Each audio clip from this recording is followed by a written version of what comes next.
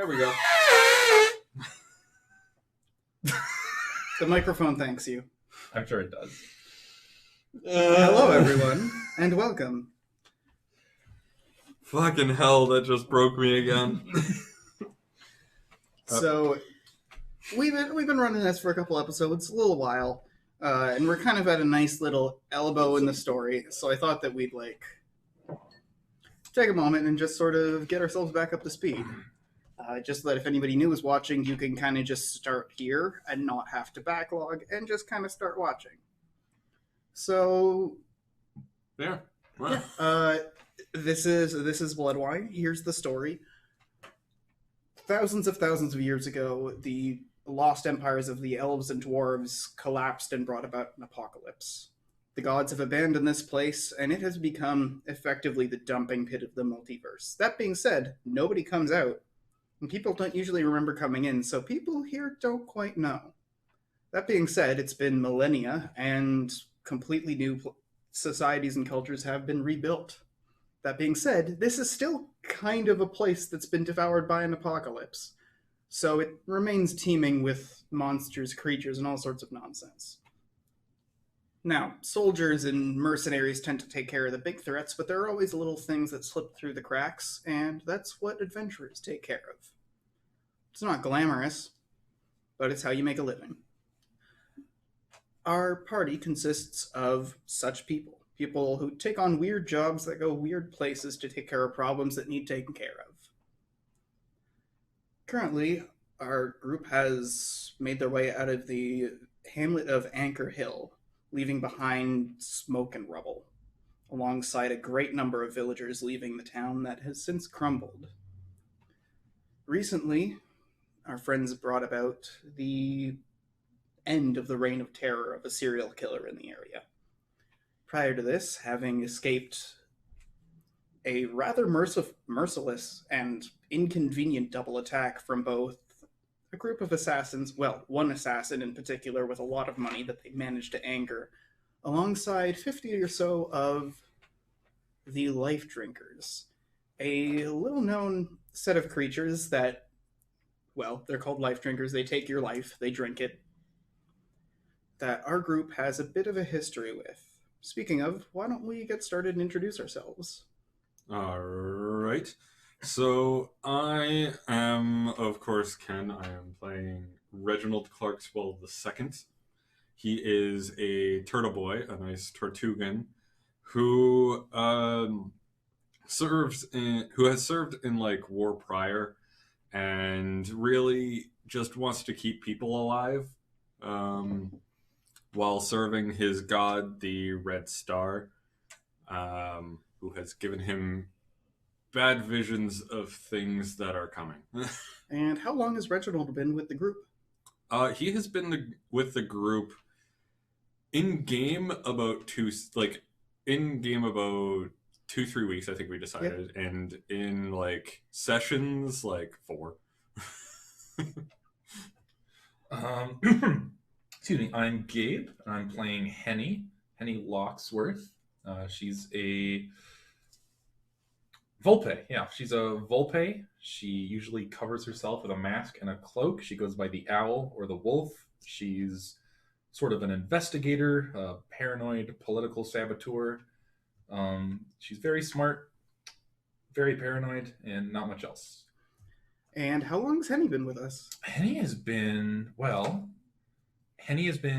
following the group for a while, but she joined up sessions that was months ago now. Mm-hmm.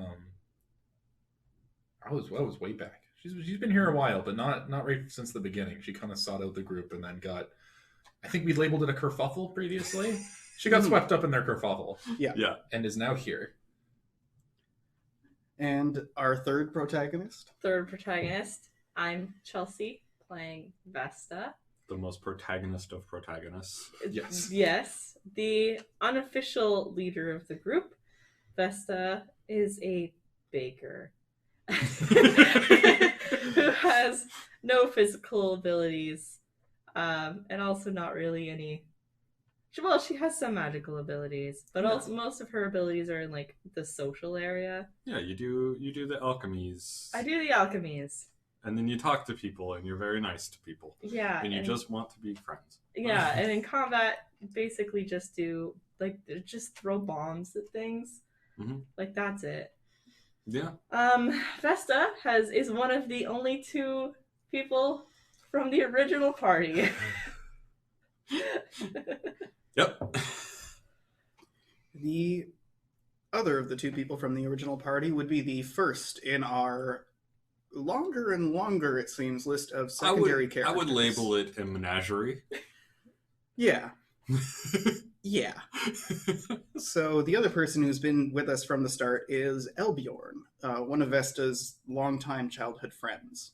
A domesticist fighter, dog dude. Walks around fighting with chain, a sword, and a shield. Generally a bit subdued, a bit pessimistic. Likewise, alongside our cast of supporting characters, we have Trunk and Elmira. Trunk, a towering Torg, a green creature with pig-like snout, horns, and little tusks. Elmira is a squirrel folk about yay high. Likewise, we have Steelfist, an off-kilter fighter of sorts, a battle mage. Although not in the most traditional sense. Once a fight comes in, people are sure to figure it out. Who am I missing? Absolution. Yep, Absolution. An older adventurer, sky-touched. Basically a retiree at this point.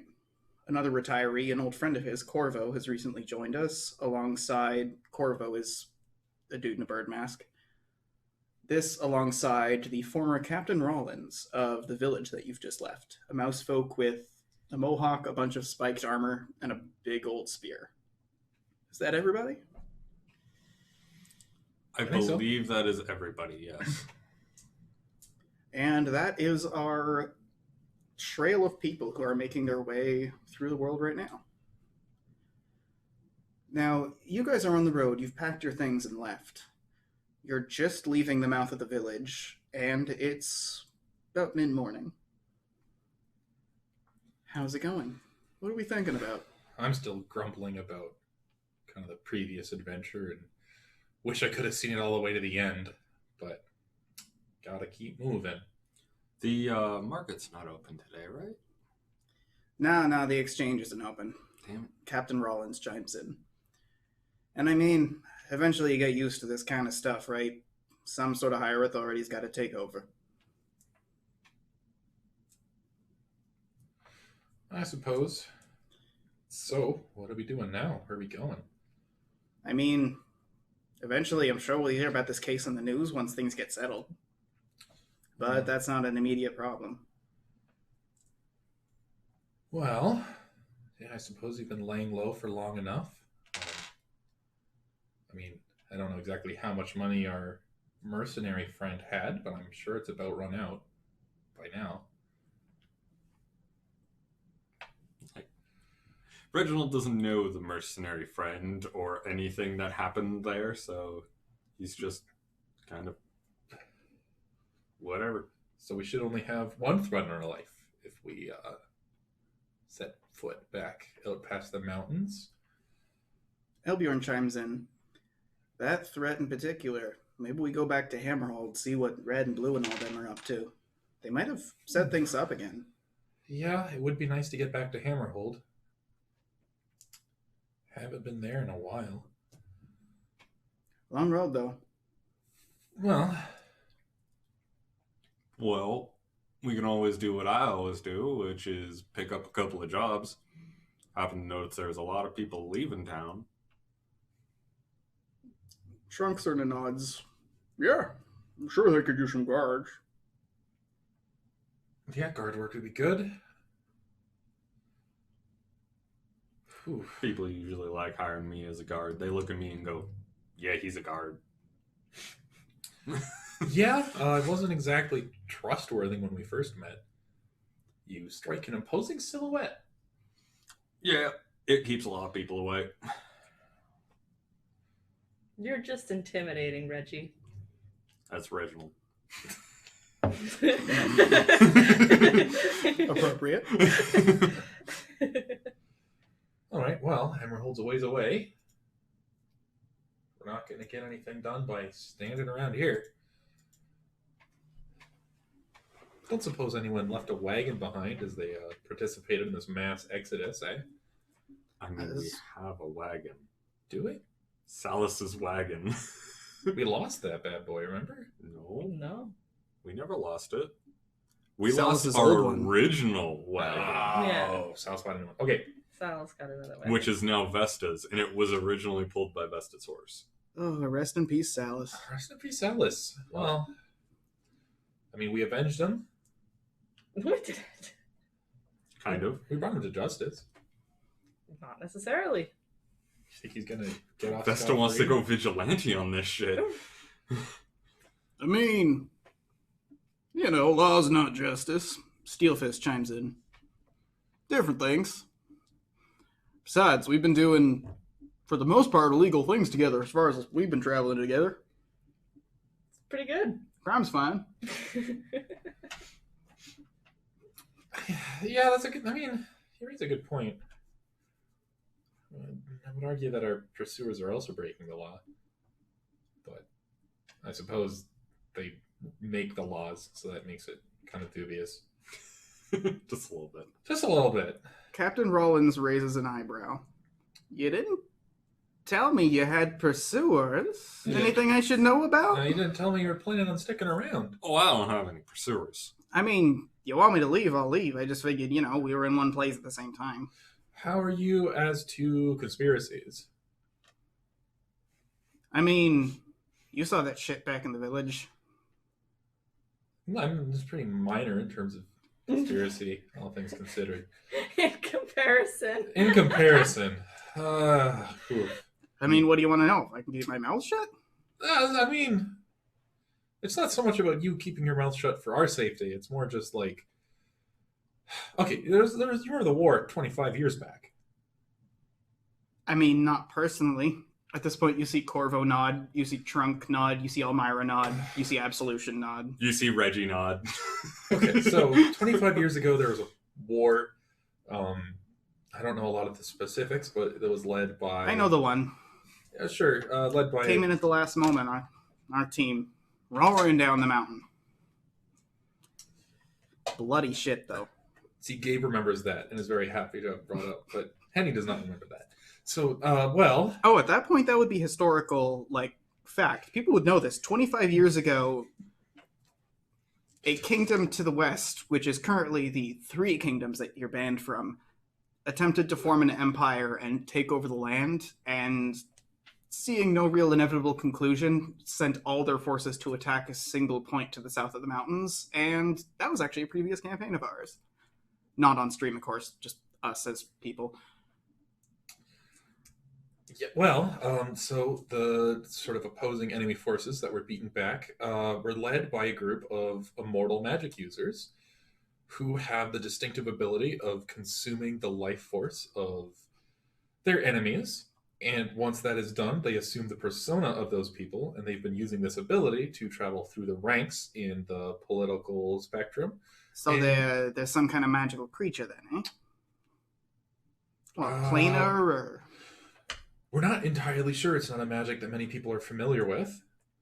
All we know is that they slurp life force, and they have almost entire political control over the 3 kingdoms to the west. At this point, Corvo raises... you can't see him raise an eyebrow, but you see him cock his head to the side enough that it seems to indicate the same. As someone who wears a mask constantly and is used to evading emotions through a head cock, I feel like I understand what he's trying to convey here. You don't need to understand. He signs one-handed to you. How the fuck do you know that? Well, I'm a investigator. My former boss was unfortunate enough to cross the paths of these people, and I've been on the run and investigating them ever since. Also, I've been banned from the 3 kingdoms. Corvo genuinely takes 2 steps back. He signs and he's like, "That was you?" Presumably Henry interprets verbally. He wants to know if it was actually you that did all that back in. Not specifically me, but my group of people. Yeah, we kind of messed around with the blood drinkers. Eldbjorn interrupts. I cut one of their heads off. Yeah. They didn't really like that too much. And then we put the head in a box and kind of just like dragged it around. So Yeah, well, it used to be for a while that your sort of group, your party, was sort of the only hope we really had of combating them, but now one of them has passed and one of them has given up. yeah. So that's kind of So here kind we of are. depressing to think about. But here we are, and we've gathered some new allies. Unfortunately, all of the ones that had been captured when last we faced them have been released and are currently after us and anyone else who opposes them. We know some of their names, though. Their aliases they had. That's true. Could try to hunt them. We could, although last time a group of intrepid adventurers just tried to bash down their door. It didn't go super great for them. That's true. We were banned from the Three Kingdoms.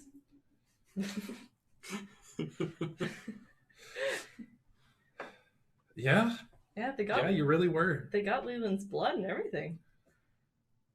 Yeah, that's probably why he gave up.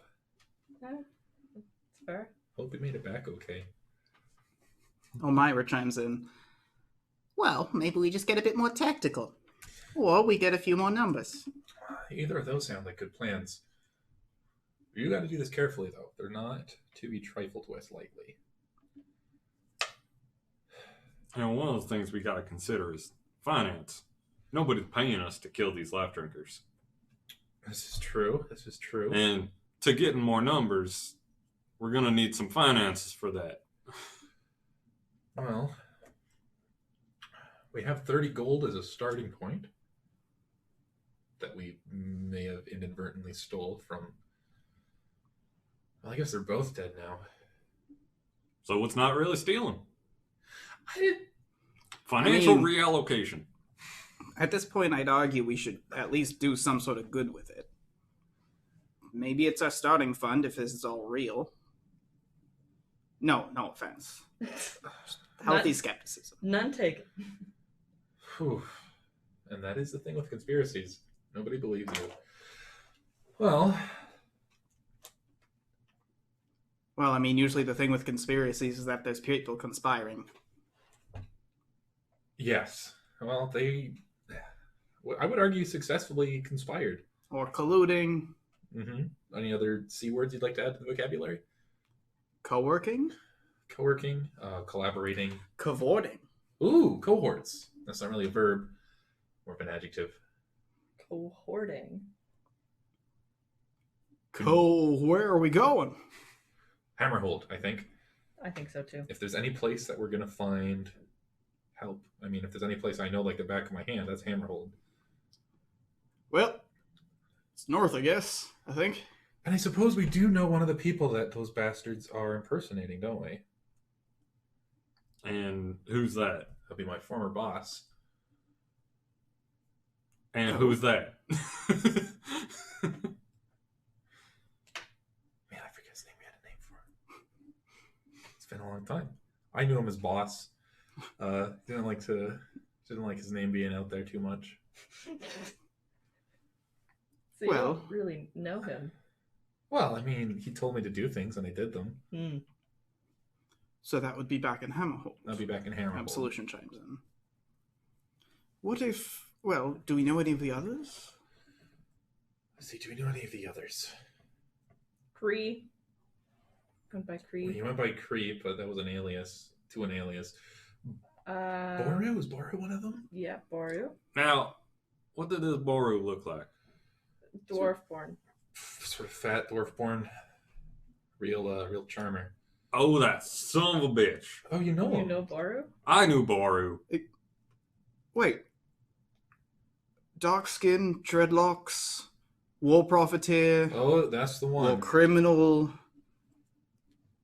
Or- arms dealer. I didn't know he... Boru ended Blood- up doing all of that. Blood drinker. I mean, I didn't even know he was still alive. Oh, that little bastard. I knew him when he was in Redwine. Little bastard took every single down he could get. Well, Clearly, everybody doesn't like Burrow. Yeah, he's a blood drinker now. maybe he always was. We don't know. Either way, he's a turncoat. Was he? Oh, yes. Ages back.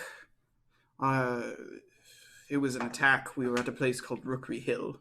Me and a number of other adventurers. My brother back then. And I remember it was just a bunch of us. We didn't even know it was going to happen. We were at a rookery with a traveling band of rat folk. And out of the woods, on horseback, a military unit came at us and started attacking. And when it came down to it, they were hunting beast folk. Boru was pinned down with weapons and very literally turned his coat, turned around towards us, and left us be. Well, that's slimy. Okay, so it seems like Boru might be a better target, considering we all have bad blood with him. Well, let's go to Hammerhold. See what we can find. We don't actually know where Boru is, so it's great to have goals, but if you have no way of accomplishing said goals, then Yeah. We could check public records somewhere.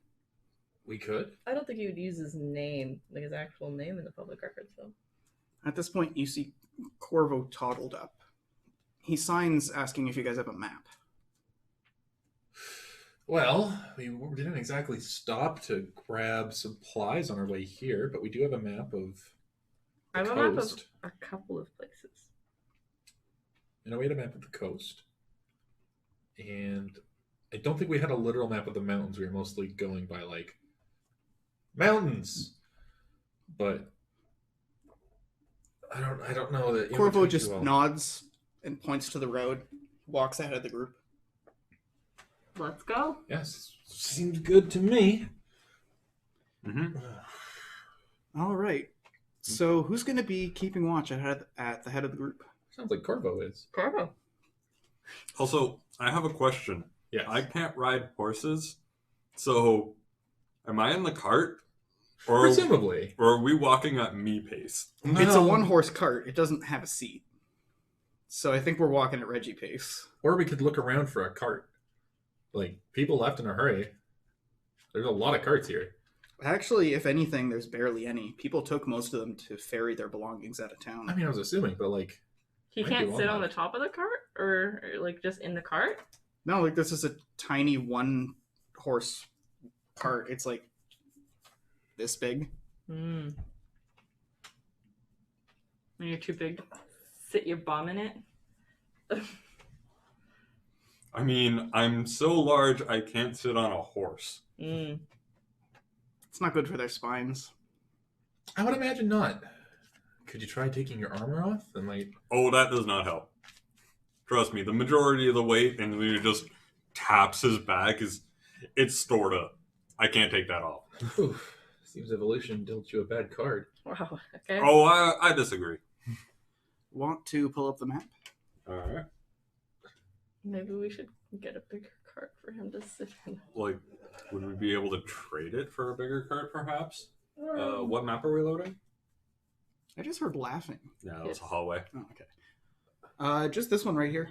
You're already on it. You're already where you need to be. Cool. Oh, it was very fun when I was in the elevator getting my bag from the car. I heard devil laughter coming from the elevator, and when it opened up, there's nobody in there. So that was fun. Whee! Might have been a different elevator. Oh, thank God, you're right. Or just a demon. Yeah, there's a demon. Yeah, who knows? Maybe it was the start of a Stephen King film. Man, I would never be in something that poorly directed. Well, hold on. Which one are we throwing shade at? Because there's a wide scope All of them. from very correct to very incorrect. Can you name a good Stephen King film? The New It? Yeah, okay. Got me there. Hey, Like, I can name several bad ones, though. Yeah, the old It has its qualities. has a clown. None of them horror, but they're qualities. It has its characteristics. It has properties. So by now it's noon. You guys have made your way up to just before the next hamlet. You can see it down the next sort of slope of mountain. Who's going to be at the head of the group next? Well, I guess since we're going at Reggie pace. Yeah, I would not want to risk leaving Reggie at the back. Oh, shuffle it. Oh. Where did you get this? Ken gave it to me. Oh, Ken. It has a Star War. Mm-hmm. The intergalactic civil war that left millions dead. My favorite. I'm going to wear it as fashion. Yeah, I'm going to theme my wedding. Ace of Hearts. Ace of Hearts. You guys make steady headway. You're sort of where the road bends a little. By now it's early afternoon. Man, we're not moving very fast. So at this point, you're past that next hamlet, right at the elbow of the bend in the road.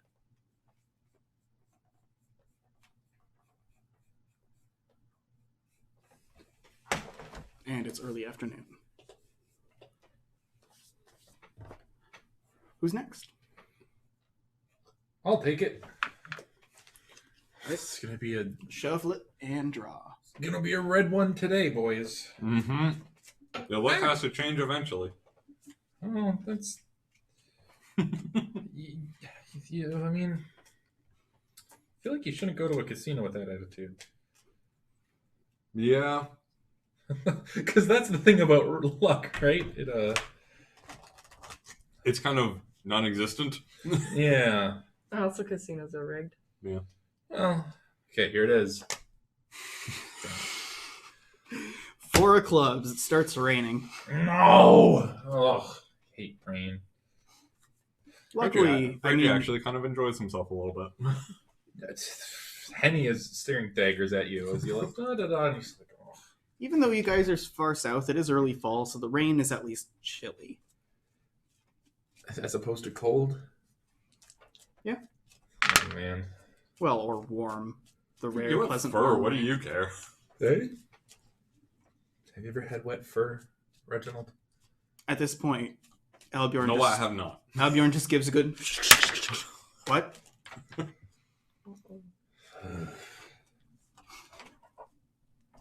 Just So- we weren't all raised in the boonies. It's the late afternoon, and you're most of the way, like 2/3 of the way to the next hamlet.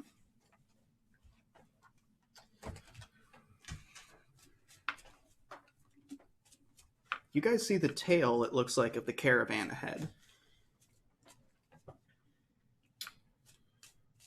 Are we gaining on them? So presumably Vesta's next because you're Yes, shuffling. yes. I'm trying to shuffle and not have them all be messed up. Boom. Ace of Hearts. Ace of Hearts. I wanted that one. So you're at the head of the group when you see that the caravan's there. Sure enough, they're trotting along slow and sure. Hits you with a bit of inspiration. After all, as was suggested earlier, you might make a bit of money off of these guys. Or at least have some work to do. Yeah. Should we ask them if they want guards? By now they're stopping. It's supper time. You guys have made some solid headway through the day. By now you are in the next hamlet. Here, there aren't any walls around the city. It's a very small mining town, just like the one before and the one before that. But there is a space in the town square where the caravan seems to have gathered up their wagons. There's room for you guys too, a little ways off. Okay, let's set up. We can try to convince them that they need assistance. I mean, look at our track record.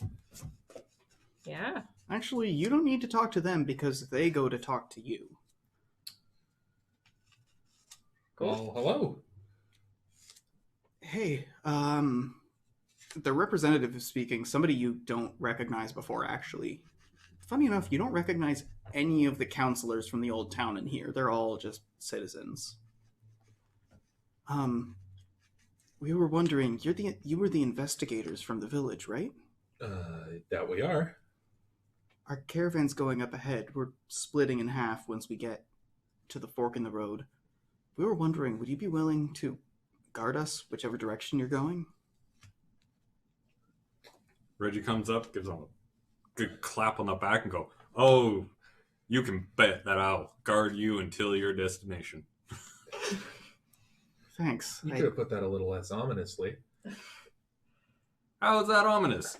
They're going a path, they have a destination, and I will make sure that they get there safely because I am the best guard to have around. I just figured with your religious background, you may have meant it a little more figuratively. Now, the Red Star does not have death. That's in it. Their destination. Trump goes and gives you a big, like, hunk, a noisy, armored handshake. To their destination. All right, so Thank you, Reggie. yes, He's just we kind of would- looking around like, I'm confused here. Yes, we would be more than happy to provide you armored escort. Yeah, then come on in. We have credit. We can, presumably you guys were working. We can have it lying to you. If it's not too much trouble. Awesome. Sure. Thank you. Whew. All right, it is supper time, and you guys are in the Skillful hamlet. negotiator. Anything you guys want to do before you head off to bed or head off to guard? I guess now. Yes. I would like to do some alchemy stuff. Reggie is going to do some prayer time, since you mentioned his glorious God. He's Has gonna... that reminded you of your religion? No. He's just praying for their safety. Oh, okay. Okay. How do bombs work again? So for poison bombs, Uh, I can make grenades now. True. Okay, how do I do? Is grenades the same thing, right? Yep. Just you can't give them to allies because they're too complicated. Because you're the fancy alchemies. Okay. How do I make? It's just one of those things that Okay. you know How to does the work. bomb thing work? I roll and then. Yep. So you basically pick the type of thing you're making first. I'll pick up the equipment list so you have the exact value. You roll copper amount with your crafting skill. Mm-hmm. You use 5 copper of whatever reagent you're using, and you add +5 to the roll. I mean, if any code that I write could explode killing somebody, I wouldn't let anybody else touch it. To be fair. But That's I also like the idea that, like, if Vesta were to hand off a grenade to someone, she would have to be like, "No, you pull this pin and then count to 3. All right, Reggie, 3." And he's like, "Oh no, I don't like that. No. That's too complicated for me." We did establish that Reggie understands the concept of 1. 2 is a little fuzzy. Anything past that, no. Yeah, no. All right. So simple bombs and complicated bombs you can make just into grenades, same price. It just depends on the type of element you're using. What are you Okay. making? Poison grenades. All right. Those are typical bombs. They're 4 coppers each. 4 What'd you roll? coppers. I haven't rolled yet. Ooh. That wasn't a very good roll. That's unfortunate. So what's Honey up to? I forgot to inquire. Henny is probably studying her book as per her routine drawback.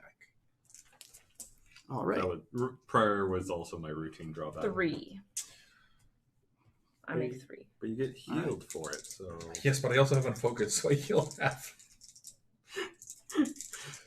And I get rid of 5 You're still incredibly reagents concerned per about bomb. what... Right? Is that correct? what 5 Reggie reagents per means. bomb? You're still 5 mulling reagents it per over. crafting period. Oh, okay. I see. I Wait, see, why I see, I why see. did he say specifically destination? What was that choice of What words? does it mean? All right. So, Henny, you're sitting there by the fire. A number of other allies are just sitting there making their food as you're using it to heat up your alchemy equipment. Henny is nearby. You're reading your book while Rollins is sort of sitting nearby checking his own notes.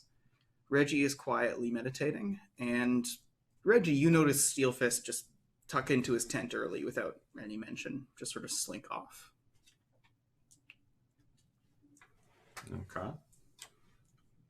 You guys still have a bit of time to kill in the evening if there's anything else you want to do. I mean, it's the evening, so I'll probably just enjoy my food.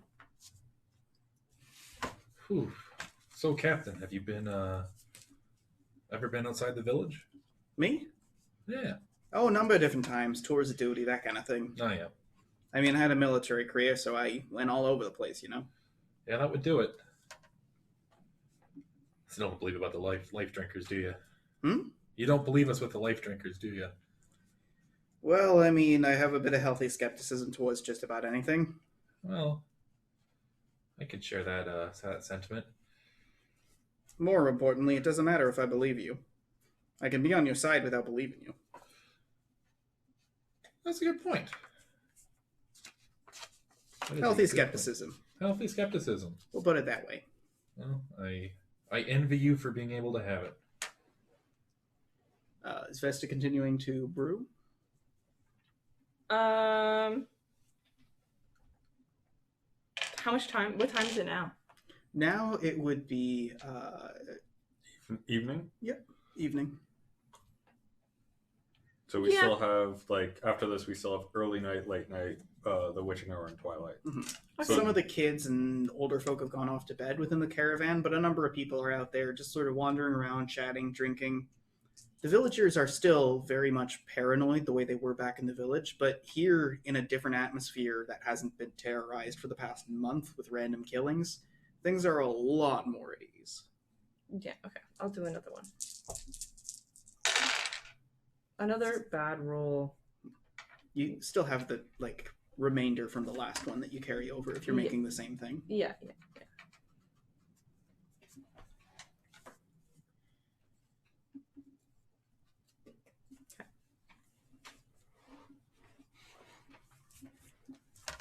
Slowly but surely, you guys check up your stocks, get things in order, and head off to bed. Who's going to be keeping first watch in the early night? I will. All right. Shuffle. Not going to lie, I put that in the middle because I was looking down and heard it through the microphone, so I didn't have directional stuff, and I just heard a bassy voice saying, "I will." So I look up and I'm like, Who? Reginald Clarkswell II shall take first watch, so everyone can sleep peacefully. Reggie's gonna take first watch. Reggie Reg. Campus. Reggie, he ain't gonna veg. He. Ace of Hearts again. Huh. Man. I love this because the deck has been clearly and visibly repeatedly shuffled. Yeah. Like, Reg is just filled with the spirit.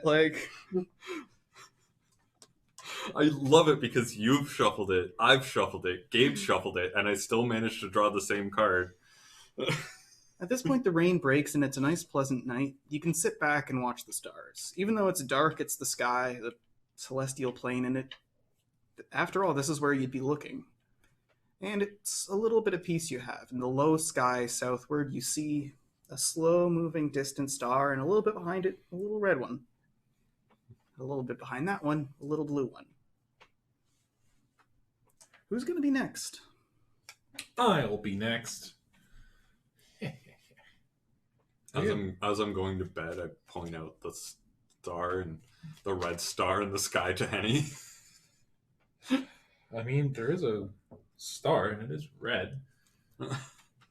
I can't. You got me on that one. Yeah.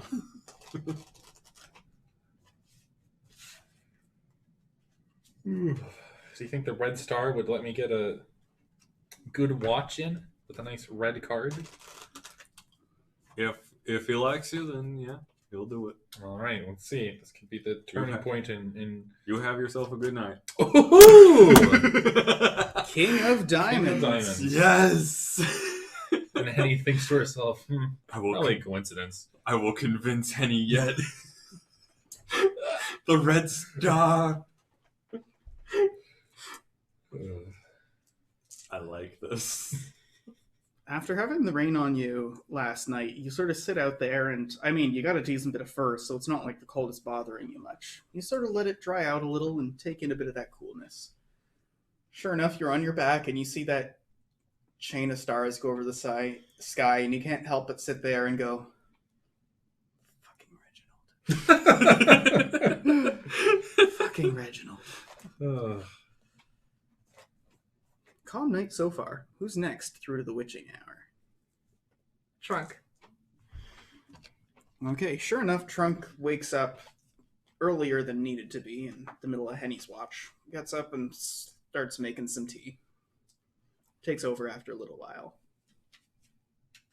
Do you think Trunk has a younger sibling who's smaller named Shrunk?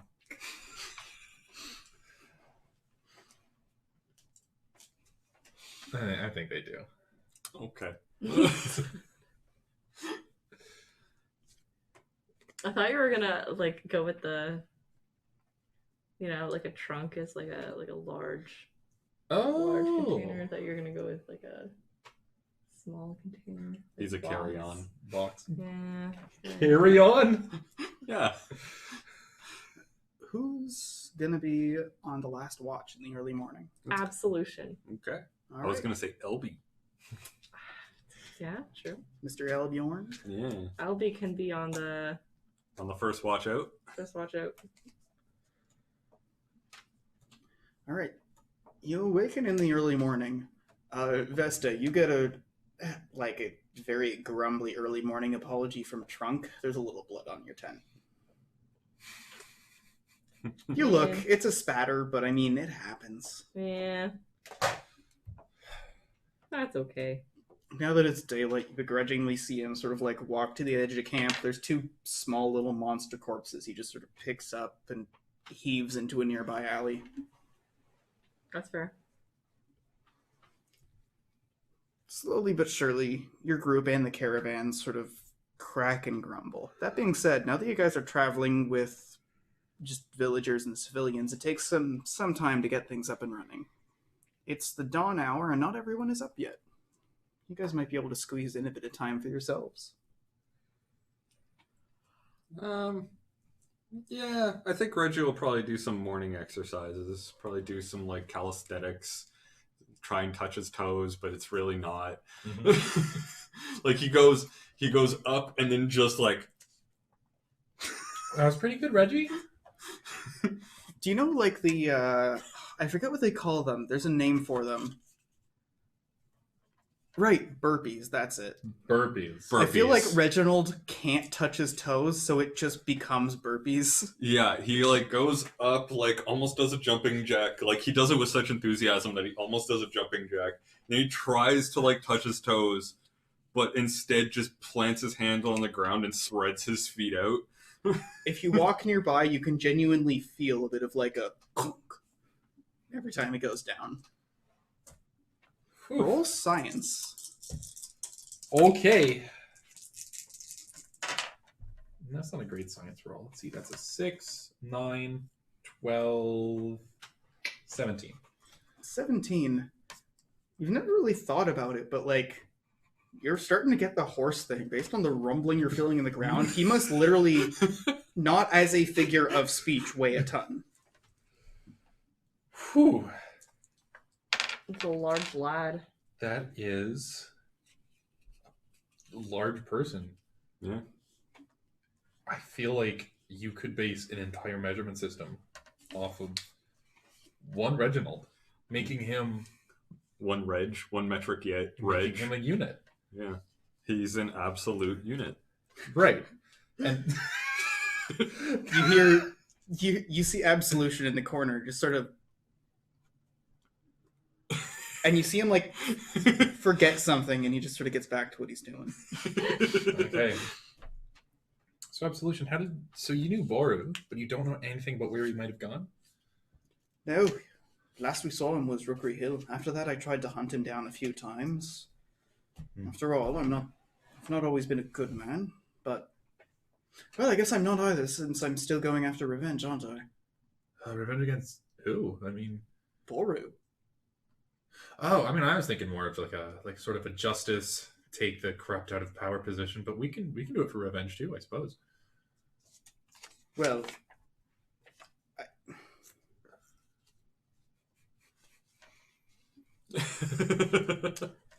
let's just say I'd be happy to do Boru first. All right. Well, I suppose we can make it happen. Although I do worry that if we go after Boru first, without a solid plan for what happens next, we're right back at square one where we get captured and held accountable for murder. I'll let you guys strategize while I run off real quick. Well, we're not just going for Boru immediately. We're going to Hammerhold to figure out what's going on. That's true. And then if Boru isn't a good idea... Yeah, I mean, like, we don't know where Boru is, so it makes the most sense to go to Hammerhold and then, like, do all of that stuff at Hammerhold. Yes. And is this session just turning into making paper airplanes? Well, I was making a paper airplane, and then Gabe copied me. Oh yeah? Well, you'd like that, wouldn't you? But at this point, are we going to have the engineer ego off, see whose paper airplane goes farther? Maybe. I don't know. I feel like the best paper airplane in this situation is take a dice and crumble a paper around it and just eat it. I don't know if this paper is great for paper airplaning. That's true, but if your restriction is only use paper, then you can't really put a dice in it. Can you believe that I lost my elementary school paper airplane competition because I just crumpled up a big ball of paper around a rock and threw it, and they said it had to have wings, so you glued 2 wings onto it and threw it, and they were like, Gabe, yours went the furthest, but it doesn't count as an airplane. I'm still salty about that. That's something to be incredibly salty about. That's not an airplane. Describe to me what a paper airplane is. Has to What does it have to do? glide. Glide? Yeah. Does it define for me gliding? Gliding?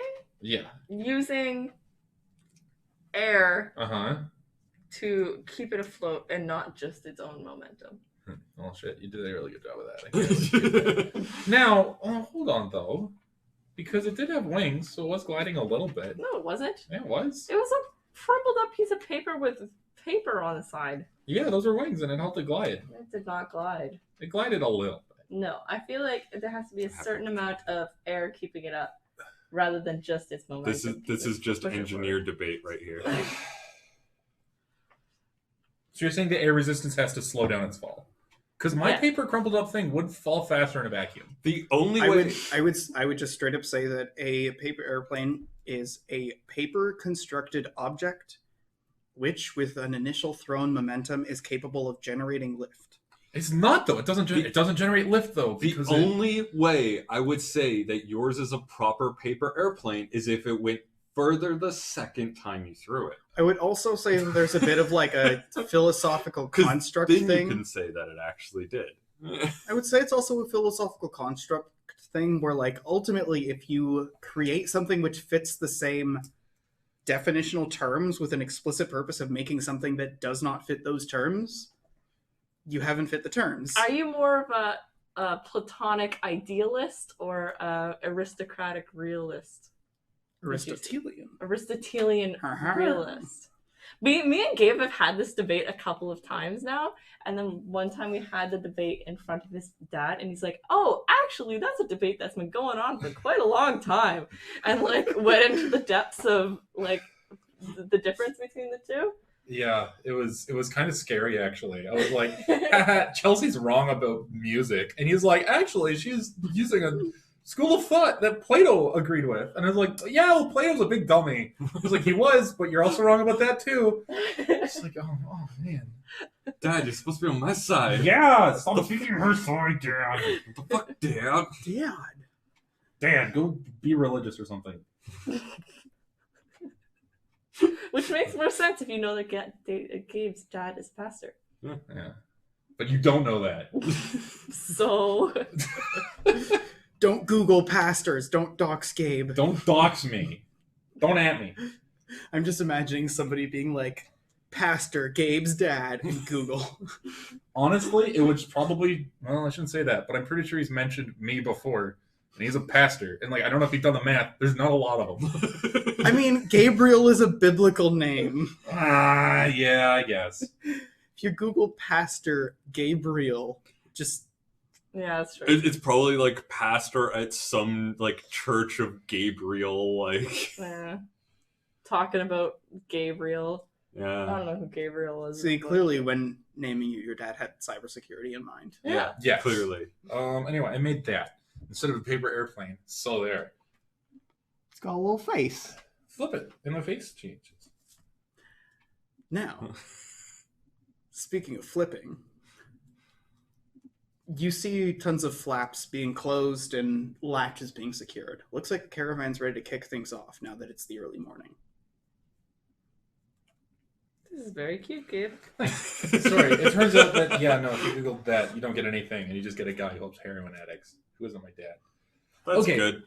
So if you are struggling with an opioid problem, Google... Try to find my dad, and you'll fail, but you'll find help. you might find the Lord. So. All right. Let's head out. Elgorn's at the front. My dad once flexed so hard he converted a man to Christianity. Christ saves! He did. He was at the gym pumping iron, and a dude is like, "You're so buff. Why are you so buff? Are you a firefighter? A policeman?" He's like, "I'm a pastor. Come to church." And man said, "Okay." And he's a regular member of the church now. I'm buff for Jesus. Yeah. I wouldn't say that was a conversion. I would say that was a Christian who was at the gym, possibly in a new town, and was like, holy shit, gym bro pastor? I'm in. Maybe. So he got gains for the church while getting gains for himself. Well, Yes. I'll be real. If I was a Christian man and I was at like a tabletop shop, like running games with some randos, and I met a dude there who's like, I'm a pastor, I'd probably go to his church. At least dude's- once, right? Like, Yeah. The dude's down. Yeah. So the church gets swole while he gets gains. That's the same joke, just I know. different. I didn't use He's got gains twice this time. He's got the power of Christ and the power of dice. Oh, I like that. That's very fun. Yeah. He also said he'd be a cleric. And not like, haha, which D&D character are you? He's like, no, literally, if I was in the world of D&D, I'd be a cleric because that's my job. And that's pretty funny. The campaign starts and it's just like, okay, so you meet in this tavern. Oh, I wouldn't go into the tavern. Well, he could go to the tavern, but he doesn't drink. Yeah, It's very exactly. silly. So it's just one of those things of just like, he just kind of goes there and talks to people. Yeah. It's like, want to go off on this adventure? No, I have a flock I have to tend to. Yeah, listen, the church is really struggling. Like, I could not leave them right now. They caught fire yesterday. Oh, man, what a rough time. Adventurers walk up to the bar, like, hunk, hunk, hunk, hunk. Bartender walks up in front of your dad's clerics. Cleric is like, what do you have? He's like, how are the eggs around here? Yeah. My mom made him give up coffee even. Like,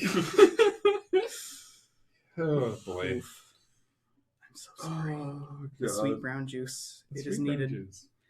So why don't we pull up that map? Let's see where we're going. Yep. Back off the rails is where we're going. Early in the morning, Oh, it didn't. actually. rising to the road. Is Yeah. that the Beatles? No. Yes. Lady Madonna. Lady Madonna. Children at your feet. Wondering how you're going to make ends meet. Oh! That Moving wasn't on. quite how John McCartney did it, but That would be a good mashup. Shit. John McCartney? yeah. All right.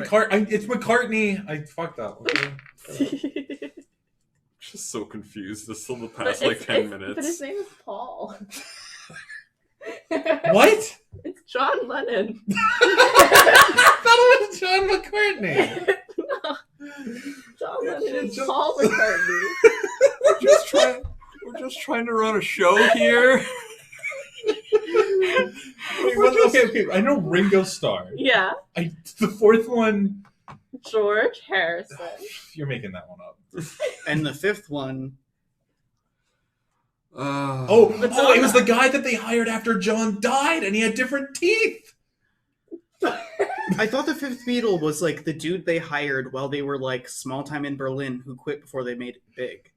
That may have. I'm sure that happened, but also that then Ringo replaced. There's a great conspiracy that after John died, he died months ago, and they hired some guy with bad teeth to impersonate him. And they're like, look at his teeth in this photo and in this photo. Previous photo, teeth are different. And it's very fun and good because honestly, it could be true. And if so, who cares? I love I care about that because that means that the fanatical fan that shot John Lennon shot the wrong person. Yeah. The Paul is dead conspiracy is the greatest. Because it's Paul? Mm-hmm. Oh, that makes more sense. And the conspiracy, like 80% of the evidence is shit the Beatles put in there on purpose when they found out that people were making a conspiracy that Paul was dead. Oh, that's great. Oh, the Beatles, you did good. Speaking of conspiracies. Let's continue. Are you sure you don't want me to talk about Potato Boy? Oh my goodness. Please don't talk about Potato Okay. Boy. I'm not going to say don't. I'm going to say table Potato Boy. I'm still curious about the Potato Boy. Okay, he eats 12 of them in a day. And they're raw. And they're raw. Elbjorn's at the front. Elbjorn's at the front. You guys hear the hacking and slashing ahead, but he returns back to you guys on horseback, none too scratched up at the end of his watch.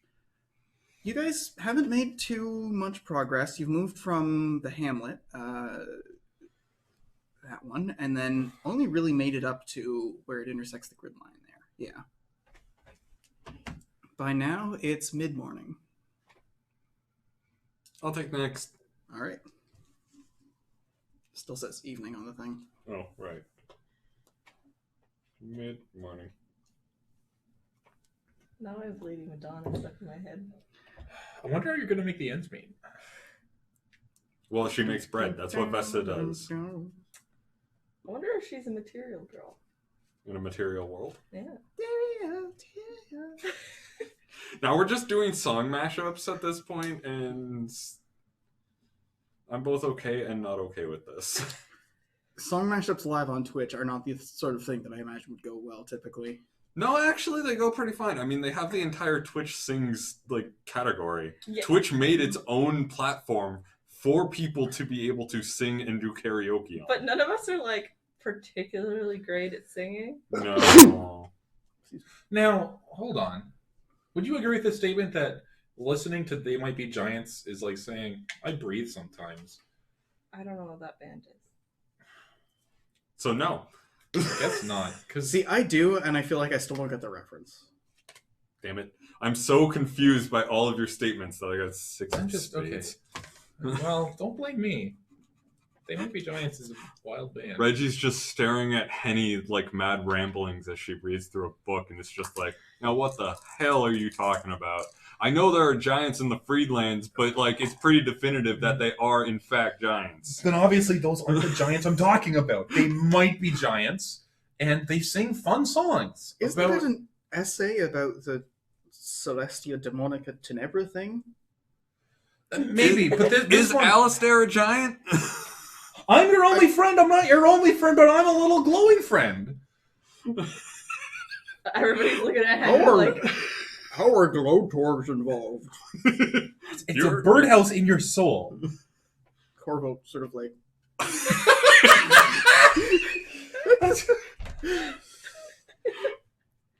Not to put too fine a point on it, but Reggie's delayed at the head of the group, helping wrench a caravan out of a small rut. Yep. That being said, we move to the next map sector up. Yep, that we do. I just need to boop, and it's F6, I believe. Should be, yeah. Yep, there we go. This should lead you, actually, you pass that small hamlet, and you're most of the way towards where you can see that village at the bottom of a number of different intersections of mountains. I say we try and get a better cart in the village. One Yeah. that you can sit on. One that I can sit on so we can go a little bit faster. Yeah, that would be nice. All right. So did the Red Star have a hand in making any mountains? Oh no, the world was definitely formed by the time the Red Star was made. Okay. So you guys I mean, you're close enough that by the time noon hits, you've arrived and settled into the village. Through the early afternoon, the caravan stays there for a little bit to restock, to eat lunch. What are you guys doing while you're here? I'm going to get food and supplies. I would also like to try and barter for like a new cart. That's just a little Now, is bit that you bigger. doing that, or is that you requesting our help in doing that? I would definitely request some help in doing this. No, Ken would. But would Reginald? It's not my cart. So that's the thing. I would definitely be talking to Vesta and just being like, right. now it's not my place to tell you to sell your brother's cart. But the last thing she has. no, she has the chain. She has the Oh, you have the chain? Okay. She has the chain. She has the necklace. She has like his hunting knife. She Also, does have the necklace. He bought that cart like week. just a couple weeks before he died. Yeah. It's not like it was a treasured possession. Yeah, it's not like the old cart. This is less like, what are you going to do with your brother's locket? This is more like, what are you going to do with your brother's, like, still leased Honda? It's paid off.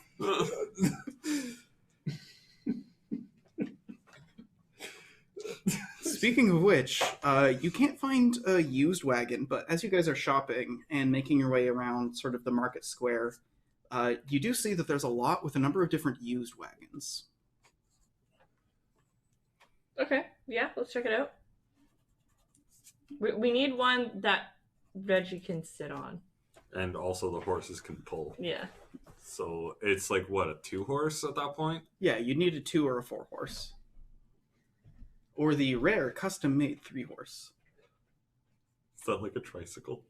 It's like the 2 horses and then another one in the middle. Oh, okay. It's just you need like a weird yoke setup. It's just easier to do 4. Yeah. It's a straight post. Alright, so do we like find anything? Yep, there's for a number that? of different carts available. Here, I mean, they're used wagons, and so they really look for the most part all the same, just covered or uncovered, 2 and 4 horse. That being said, there's a few old beaten sedans around here. Does one happen to look like Bumblebee, perhaps, and this is the start of a Transformers film? Haven't we been off the rails enough? Hey, you got to do it for like an entire half-hour I did, bit. I Let me did. do it for I a know, little I bit. There is, Alright. in fact, a yellow and black wagon. It's a 2-horse sedan. Can you sit in it comfortably? Can I sit in it comfortably? Roll, well, sit in it comfortably 100%. That being said, roll a d6. Odds or evens? Odds. Odds. You look inside and holy shit. It's a big folk bed. Big folk bed. You see Trunk like lean his hulking self over and he goes, "Is that a big folk bed?" That is, in fact, a big folk bed. Okay, how much is it? It looks like they're looking for. Actually, let me double check my pricing. I want to say that the 2 horses were around like Yeah, because we're going to sell ours. 10 to 15 gold, something like that. Mm-hmm. That makes sense. The one that I bought was like 10 gold. Mm-hmm. So even used, like, come on, Matt. All right. So this is, of course, a used wagon lot, so trade-ins are more than accepted. If anything, they're enjoyed. So based on sort of the reckoning that he gives your wagon, he gives it an up and down. He mentions how the sedan, like, is probably going to need a new yoke soon. Not that would affect the price, because that's a frequently replaced part. Mm-hmm. Also points out, like you should know about these, like, small bits of damage, which will reduce the price. He gives it a bit of a reckon, he tallies things, and who wants to roll barter? Probably Vesta wants to do that one. I don't have any points in barter, but You also don't have the atypical, and I have no points in barter, 3 social, and atypical. I have 2 social. ooh, nice. 10. 10. You've negotiated 10% off. Nice. It was definitely a good thing that I didn't do that. I rolled like a -6. It's also got some damage. He's insulted by your constant, like, asking to have it be painted red and put, like, a flying turtle symbol on it. He raises the price by 6%. Yep. If you guys have 12 golds worth of credit or equivalent, you're able to make a trade here. This is a village, so they have a money changer. Okay. How much credit did we get from the other people? And also, the caravan is still, like, traveling with us, right? Yeah. Yeah, okay. So your credit is updated via the rookeries. When you go to a credit office, they tell you basically how much you've amassed, and you're able to take it out here since there's a money changer.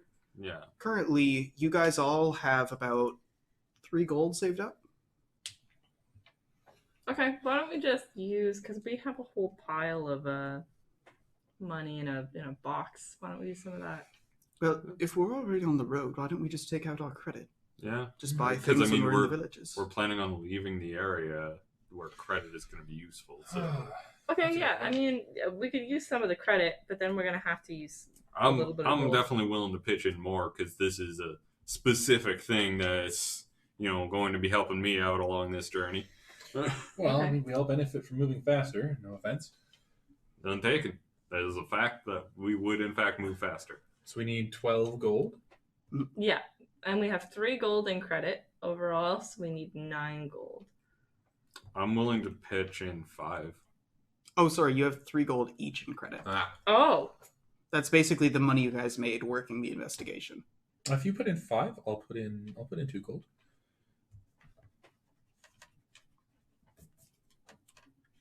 Who's vested putting in gold? why don't we... You're putting in 5? I'm putting in 5. Do we have the money that we had working the investigation written down here in gold, or is No. this not written down? It wouldn't have been written down yet because you guys haven't cashed out. Okay, yeah, I'll put in my 3, the 3 that I have saved up. All right. So that brings us to 10. I'll add in the other 3 then. I'll. Elbjorn steps ahead of you and drops tink, tink, 2 gold. Physical gold. Physical gold? Nice. Thank you very much, Elbjorn. Okay. Yeah.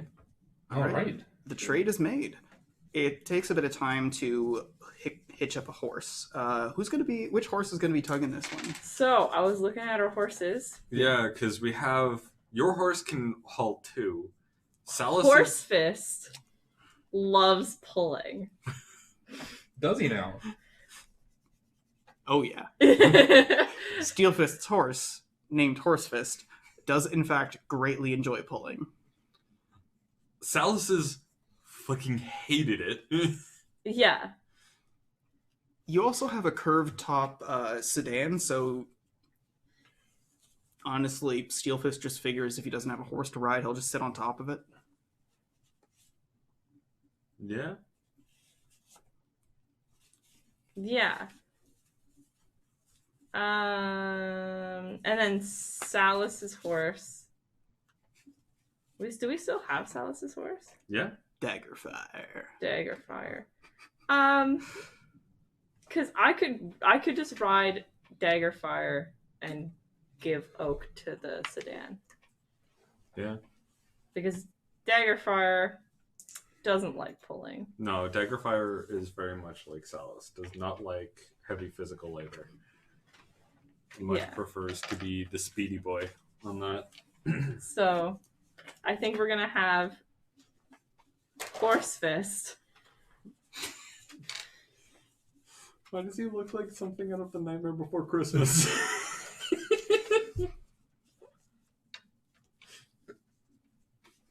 We're gonna have Horse Fist and Oak pulling the sedan, and I'm gonna ride Daggerfire. All right. An old boy. So, 2 fine luxury horses that definitely were acquired legally are hitched up to the wagon. There's the half frothing, cut, muscular hulk of a horse fist, and it's alongside him the equally hulky but much more calm and composed Oak.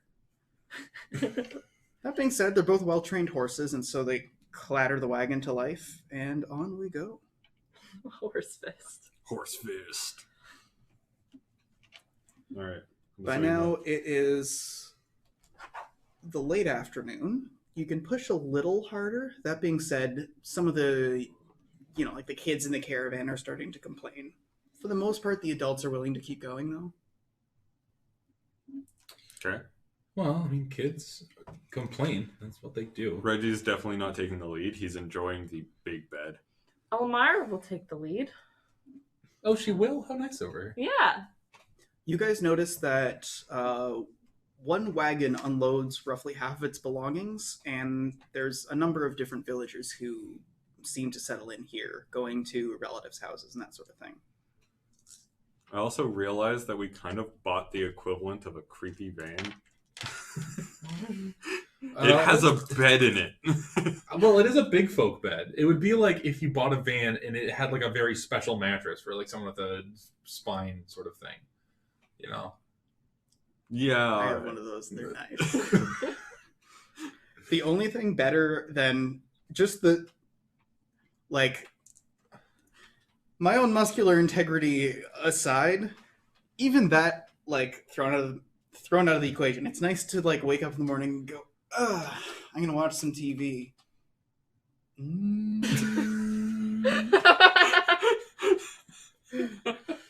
Oh, man. Alright, how far do we make it? You guys make it most of the way, but not the full way to the next hamlet by the time it's supper time. Elmira keeps watch ahead of the group.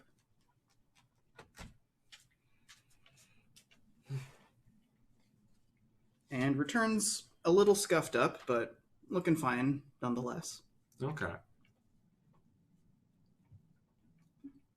Now it seems like for the most part, people are ready to settle in. You could probably push them a little further, though, considering you guys stopped for a decent bit of time in the village. Let's stop. I don't think we have any reason to be pushing real hard. Yeah, I mean, we don't have anywhere pressing to go, considering we were holed up in a mountain town for a couple months. And the more days that we take, the more money we make.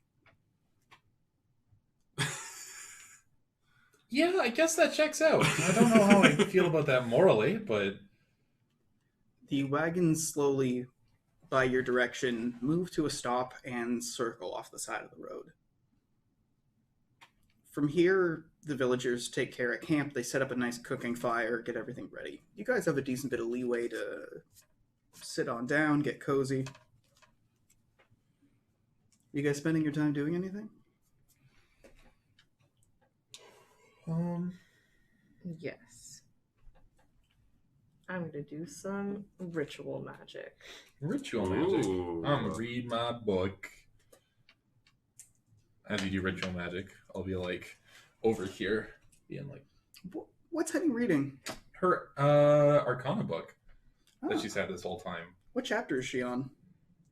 She's probably read it cover to cover a couple times at this point. Just kind of studying it and trying to impart all that information into her brain. Give me an Arcana roll, like, in addition to the... Or actually, have you already rolled for it? I haven't. Okay, cool. That's a 13. 13. There's something in the Mortal Magic chapter as you're leafing Ooh. through it that you sort of dwell on. You said you have unfocused and routine, right? Yes. And routine is reading. Yes. So you're sort of restless, and a book like this, a reference is a lot more fun for you to read because you sort of go bit to bit to bit. You can't sort of cling. Mm-hmm. And so as you're flipping, sure enough, you notice this chapter that, like a section of text that you've overlooked before that mentions how the mortal plane is the plane of time, change, life, and death.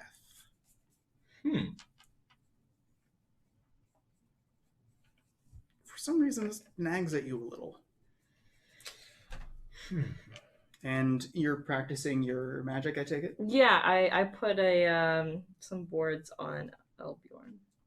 I'm also going to do my ritual of prayer. Alright, I'm healed up. Nice. Solid ritual. The evening comes and you guys have a bit more time to kill. Go put some words on me. I'll eat up and just enjoy it. Maybe sit by the fire and tell some stories. What kind of stories are you telling? Stories of the war that a lot of them end with, and then they died. Who's they? Anybody in the story? Anybody in the story. Of course. Like I'll tell a story about like an old unit of mine, and then like I'll like realize that I'm starting to tell a story that sounds eerily familiar to, oh, and then he didn't show up to the unit, and when we investigated it turned out that he had died. There's someone assassinating our garrison so that they could make the invasion a little bit easier, and then he realizes that he's talking about exactly the same situation. Oh my god. Because like, so anyway. See, this is why mongrel stories sell better. He's by no means mongrel. So you guys are sitting by the fire, and Trunk, as you're telling these stories, he makes some tea, passes some around to anybody who's willing. And after that, he leans back and he goes, I got some stories. You guys ever fight a giant? I can't say that I have. Now, giants are interesting because it's almost like a chess game more than a fight. You know, you got to go at it with... And sure enough, he takes out the same greatsword he uses. Something, if you want to cut it, you need a blade at least this deep, full way in. Even then, you need a pike if you want to hit a heart. Not the kind of thing you can do just like that. So, what you try to do is you make traps. You lure them into caves. Mountains that I used to live in, we called them the leg breaks because, well, it's a bunch of slate mountains. Giant takes a long step. Woo! Hundreds of tons go down the side of a mountain. But my favorite thing is you'd make these big, heavy lengths of chain. And in the early wars, back in the free lands, that's what they'd use. Because, you know, we're working industry. We're making tons of chains. We got them. You get a nice deep anchor in one side of the mountain, a nice deep anchor in the other. And, you know, giants, they're huge, but they can't see so good. So you just drag it through the mud and the trees. And as they're walking through the swamps, all it takes is one wrong step and down they go. Wow. It's the funniest thing. Giant. Massive, hundreds of feet tall. Still setting snares like a rabbit. Have y'all ever poured through tax returns to try and find some sort of angle that you can get somebody on tax fraud? Now, what's a tax return? You know, maybe this isn't the right sort of crowd for that particular tale. That sounds like you would have to stay in someplace long enough to be taxed. I suppose it would require that, yes. I always left my wife to do that. You're married? Oh, yeah. Since before the war. Stays back home, eh? Oh, yeah. Does she know you're out here? Oh, yeah, she encouraged it. Is she also a follower of the Red Star? Well, as much as she can be. You know, she wasn't saved like everyone else. She doesn't fully believe, but she fully encouraged me to go out and start spreading the word. Said I was doing a hell of a lot more good outside than I was at home. Those are her exact words? More or less. Well, Well, I'm She happy. seems- I'm happy that she accepts your life path. You see Trunk and Elmira both sort of quietly look at each other and give that.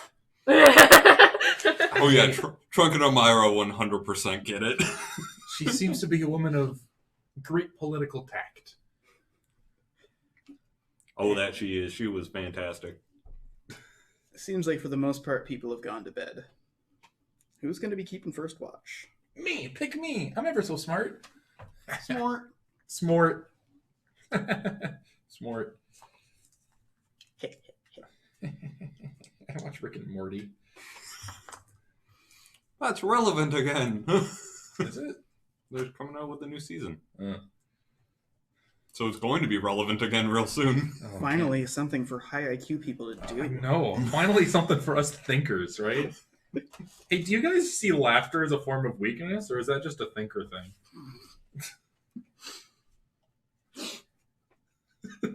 Man. Oh, man. But clearly I don't, because I laugh. Yeah, there you go. My next character will be a thinker. You really don't have good luck. It's just black card, black card, black card, black card. Like, I get the occasional black card because it's like, that's You'd just the expect odds. 50-50. You'd expect 50-50. Yeah, if you were an idiot. But Only you and losers. you and get I that. 100% are not on a 50-50 on this one. No, she ain't. So you're on the outside of the wagon train, sort of slowly making the rounds, and in the ditch by the side of the road, you see what seems like a couple cobbles just sort of like crumble off the side.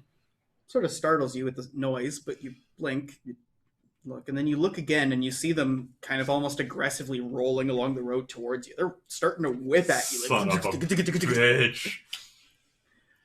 You sort of just like punt a couple of them aside and shoo them out of here, taking 6 damage. Are the rock ticks back? These ones don't seem to be sticking to you. Thank God. Also, rock ticks didn't run so much. No, that's true, they didn't. Who's next on watch? I will. Oh, yeah, we settled info next. That's the evening. The problem is no roadside creature will ever match the fucking snails. Oh god, the acid snails. Just slowly making their way up your clothes, and then they get to a patch of open flesh and just... Well, the best was I had a character who was really silly and dumb. And one of them grabbed my eye because I tried to look at it too close. And so the person that ripped it out of my eye for me was like, sorry, Mongrel. Couldn't get it out. It wormed its way into your head. And Mongrel's like convinced that there's this snail living inside his head. Because nobody would tell him the truth. Okay, that sounds like a great event. But best event ever was the roadside marinara. Right! Oh my god! The roadside marinara. It was a positive draw card. Discovered it off to the side. Was just some marinara that someone had abandoned. Nice and fresh. And it was just like, if you eat it, you'll get healing. And it was just like, but I don't want to eat it. But I want the healing. Also, marinara straight? Yeah. Like marinara straight. Grab your mugs, kids. Oh man. Yep. Luckily, you don't get attacked by rocks in the ditch by the side of the road. It's a nice calm night. There's a nice pleasant fall wind that slowly snakes its way through the trees, but it doesn't have that humid chill that it does up north. Who's next on watch? Well, I'll show Henny how to have a good time. What?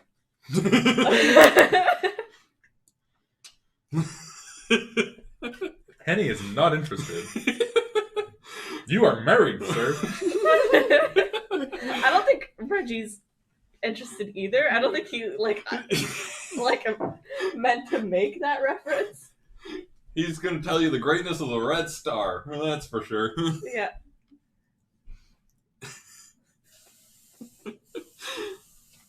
Damn it. King of Spades. Oh no. It would be absolutely wild. Absolutely wild. To find out this whole time that Reginald's Red Star God, every time he launches into a story about the Red Star, it's like, oh, prosper this, and Red Star looks after me that, and we all cut him off before he can say, and man, Red Star throws the most mind-blowing orgies. The thing is... the Red Star's just in the sky going, tell him about the orgies, but he keeps getting cut off before he can. Yeah. So, because we've been running this game for ages and ages, like most of the lore is player built at this point, the Red Star is literally like a dead PC that like ascended to celestialness. Not necessarily a good thing. And Strictly speaking, that's who the Red Star is, and in a roundabout way, the former PC was known for long, elaborate digressions, often unwarranted and unwanted by listeners. So I could show Henny a long, elaborate digression. Man. I'm gonna go get a water. Yeah, that's a good one. Honestly, I'm horrified to find out what happened to Sam, actually. Like, because he was still alive when that war happened. I mean, weren't we talking about this off screen at one point that, like, realistically, he might have ended up on the fasci side? Yeah, I mean, it's not like he wasn't following a celestial boy. Was Sam the one that followed the stag? It was the one that followed the blue stag. Oh yeah, opening adventure. Sam is just a mage, encounters a beautiful celestial creature, and is like, that's my god now. And that became a core character trait. You were fervent. Very core. Like, when I was making Reggie, I was like, yeah, it's like Sam, but not an ass about it. Yeah, Sam was kind of a dick. You've made a lot of dick characters. I think I'm 50-50 at this point. Yeah, because Mongrel wasn't really a dick, just kind of dumb. You know what's sad? I feel like Mongrel was the most wholesome character out of the whole lot. And he was fucking nuts. And he was nuts. He was nuts. He was Yeah. insane. But he wasn't like sociopathically driven to murder. He wasn't. Well, Chris wasn't a total asshole. Chris was just a mysterious boy that nobody knew a lot about. Yeah. So your watch is a rough one. Like, you've woken up and you're making your way around, but it's sort of almost like a contradictory thing. After sleeping in like misshapen beds and on the floor and all kinds of nonsense, your back just feels terrible as it's adjusting to actually having support. I feel like I'm doing some... I feel like the strain is actually strain from stretching. Of just being like, yeah. Just trying to get it right. So who's on watch next? LB. I think there's nothing Albion would hate more than being called LB. How about Absolution being called Abby? Reggie being called Reggie.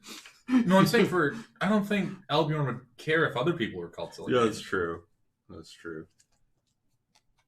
I don't think he would like LB. Kind of like how the Venchies didn't like being called Venchies. In the early morning, you guys hear the crunching of some petty combat on the outside of the camp, but don't hear any sounds for aid being called, so presumably head back to bed. Morning comes, Elbjorn's still there. From dawn to the early morning, people are slowly getting their business going, but you guys are, you're adventurers, you're used to life on the road, you got a bit of time to kill before they're up and running.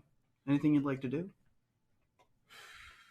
I'm doing some more stretches, doing my morning exercise. Good old morning calisthenics. Keep myself limber. I will give Henny some words.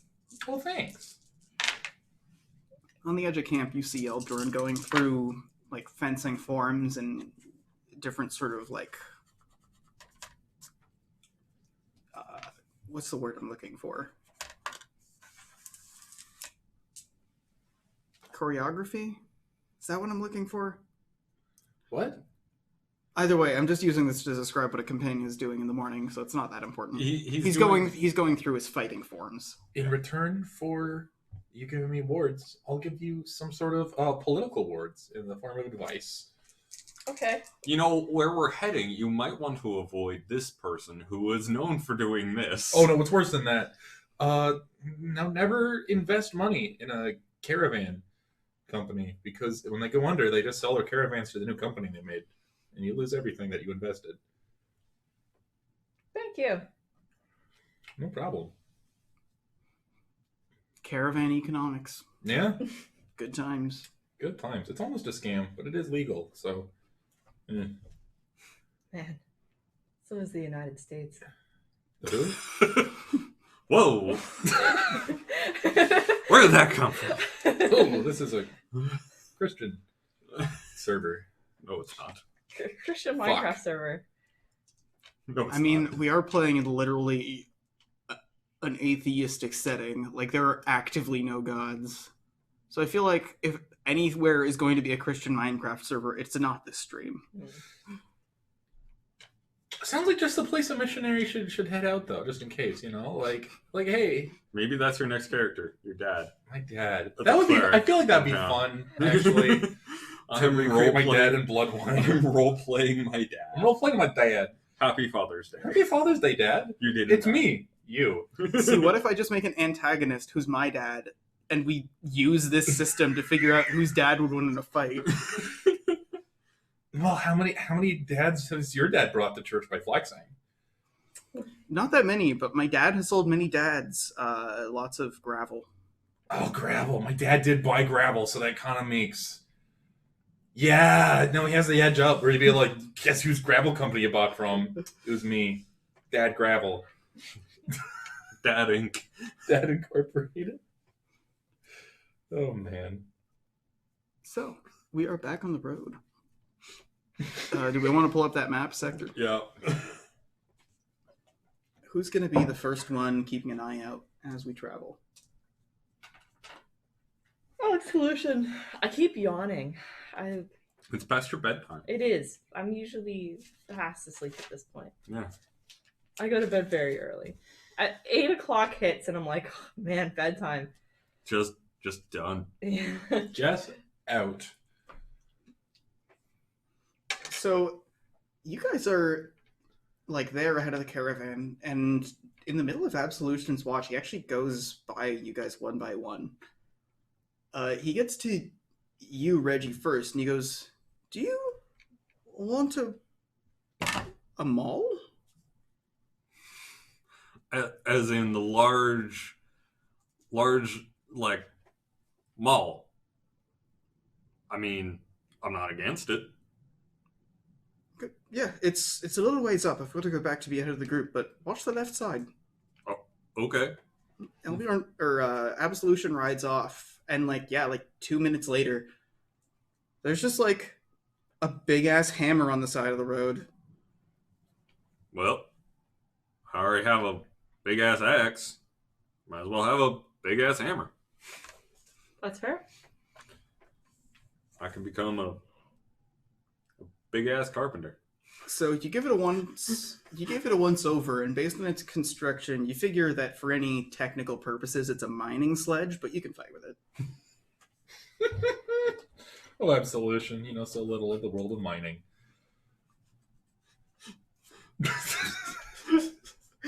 Fucking Absolution. Here's Leland laughing in the background, just being like, "That's not a proper mall. That's just a mining sledge." That's actually just a mining sledge. Not like distantly, like some grumbling, like not to be confused with a construction sledge or a post sledge. What's the damage type? I'm assuming heavy something. Just heavy balanced. Heavy balanced. Okay. It's not particularly precise or fast. Yeah, I was gonna say. Okay. You guys make some decent headway while traveling. You make your way past that hamlet and all the way to the next village. By now it's mid-morning. You could probably make it clear to the town if you make some good progress through the day. Lots of the kids want to stop, but most of their adults are telling them that you're probably just going to pass through.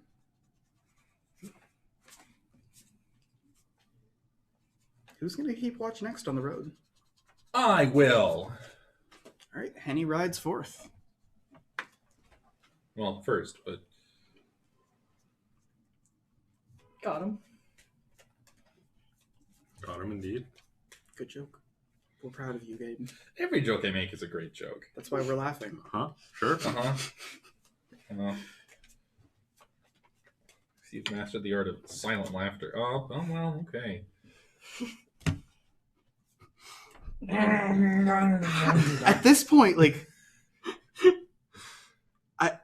I know my math. I know the gambler's fallacy. I know that there's absolutely no reason why you wouldn't be getting black card, black card, black card, black card, black card, black card, black card. But it is so statistically unlikely. And, like, it's been weeks. Like, there's one every now and again, but, like, this is a hell of a trend.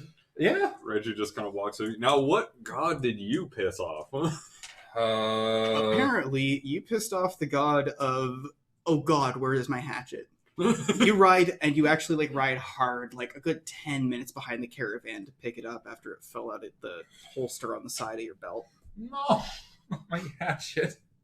That being said, I mean, you got it back, but then you have to ride all the way back and then all the way back to the front of the caravan. The entire time you're going crap, crap, crap, crap, crap, crap, crap, crap, standing on the side of the road. I need it. If I don't have it, then I don't have two hatchets. I only have one hatchet. And that's not good for my image. No one's going to be intimidated if they see me with one hatchet in like a rock or a knife. And intimidation is, that's all I have. Who would ever be intimidated by knives? So a couple of people get off of the village as you pass it, but you make solid headway. Almost to the grid line, like 2/3 of the way there. By now it's around noon. People are starting to get a little tired, slowed up.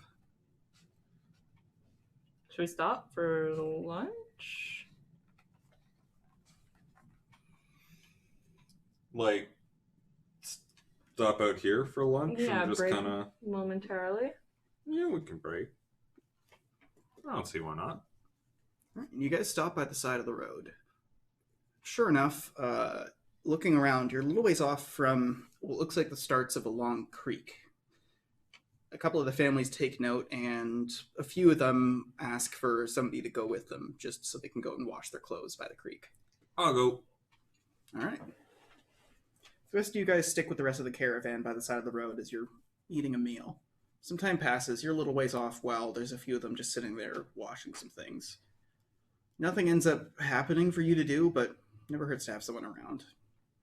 Yep. You head back with them holding all of their wet clothes. As you guys are packing up and getting ready, you see them actually just draping them off of ropes up, like right off the side of the caravans. Now be sure you put it up a little bit higher or it might get dust on it. There's like one or two older people who just sort of grumble, and there's a few younger ones who tighten the ropes a little bit. All right, who's keeping an eye out now that it's the early afternoon and we're back on the road? I will. All right. Gotta actually, like, prove to Henny that, you know, the Red Star smiles on me. So I need to take as many things as possible, and that's not helping me. You're passing off your bad luck to me. All right. 4 clubs. So yeah, you're like on the wagon, the yellow and black one, a decent ways ahead of the group. And as it's sort of clattering, Steelfist is, as mentioned before, just sort of cross-legged on top, just like, he's literally doing this. Like he knows how to use a gun. He has a gun, but he's still sitting there physically holding it, going. It's at this point that you see him go, "Hey, hold on. What? Check that out." What's going on up there? As you look down to where he's, well, aiming by the side of the road, you see that, like, there's a couple of pebbles rolling, and they just keep rolling, and they're following you. Oh, I saw that last night. They're not pleasant. At this point, you see them actually, like, there's a couple of other ones from the ditch that join in, and they're, like, ranking and flanking you on either side. These are literally just, like, fist-size rocks, though. Can you take a pot shot at them? Yeah, I suppose I can. Steelfist takes aim and, like, fires a couple of rounds off. Throws in a cartridge between each one, maybe just to scare them off, it looks like. I would like to use my Arcana book to see if I can find an article about what these boys might be. Go for it. Shablam. Ooh! That's 18, 22. 22. You go, little rolling rocks. You go through to the elementals, you go to earth, you sort of flip, and oh yeah, these are local to these mountains. They're called tumblers. Little tiny rock elementals that just sort of like roll along and try to like run at people. Okay. It says here we can defeat them with a deflated ball pit.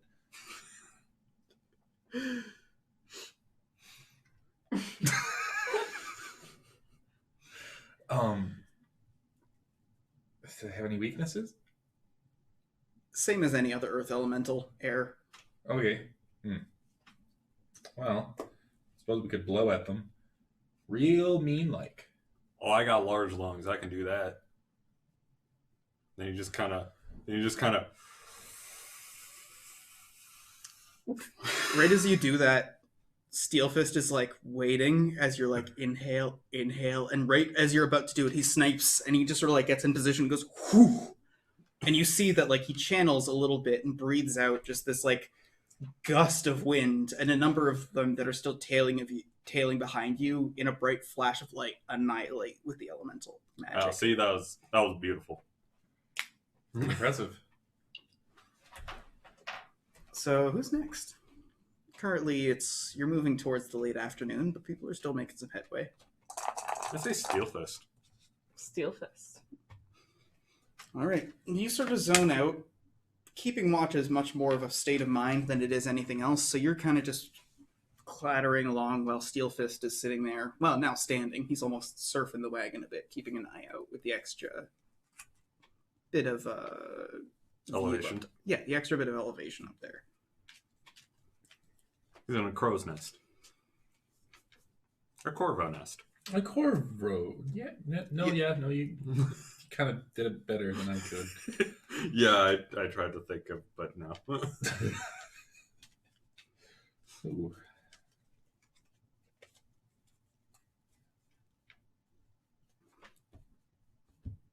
Overall, decent day. You lose some of your momentum near the end there. You get roughly halfway to that next hamlet by the time it's the late afternoon.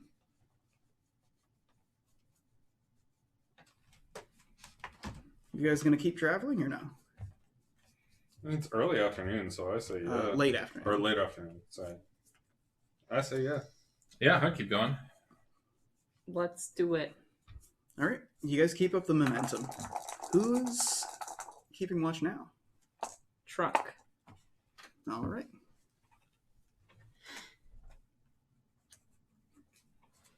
Interesting. Very.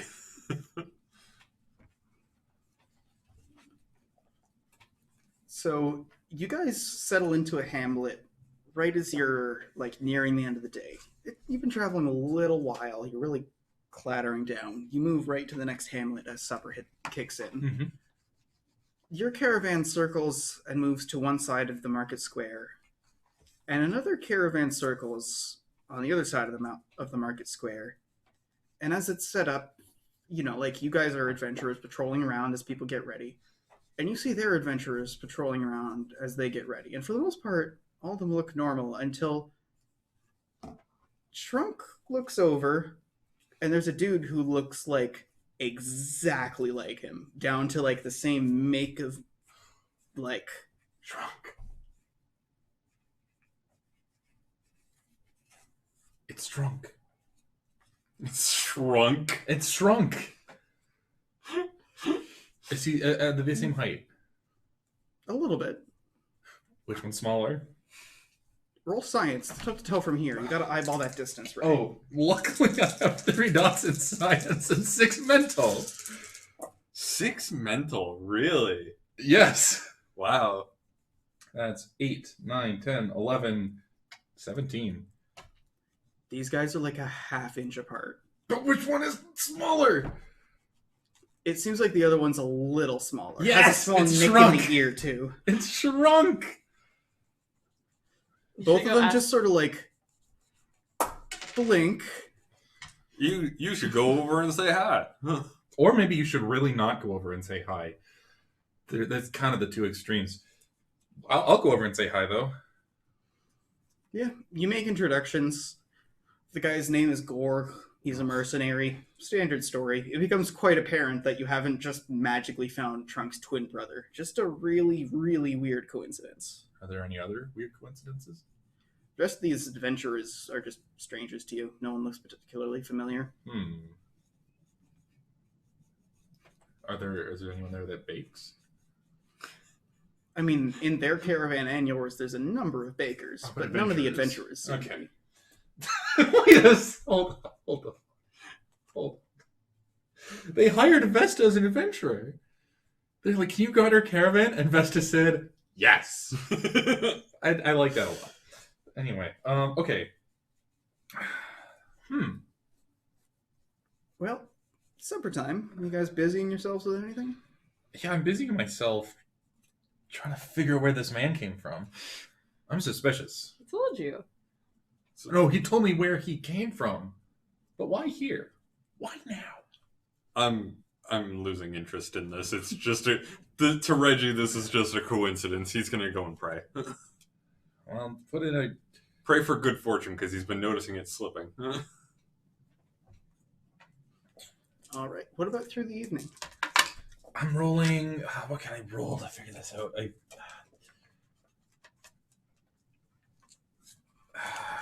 I feel like I want to roll...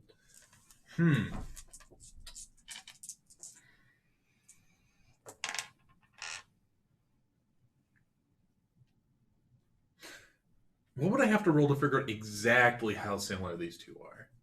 Like, At this point, it's really similar, or are they like clone similar?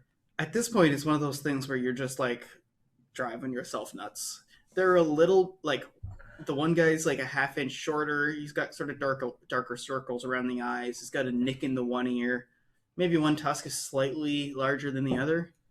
Like, it's one of those things where once you sit there and talk to the guy and have a conversation, you can tell he's a different physical person, but at a distance, it's just one of those eerie things. He's very angry. Like if you were to like go down to the corner store, and as you're walking there, you see a bald dude with like a little bit of a beardage and like a black and gray striped sweater. You can't say that because it's happened to me before and it was you. That is true. So, argument moot. Yeah, at that moment you notice a squirrel folk walk up just as he's starting to get a little bit angry and the squirrel folk walks up and goes, "Now, you promised to count to 3 every time you got angry. Are you two dating?"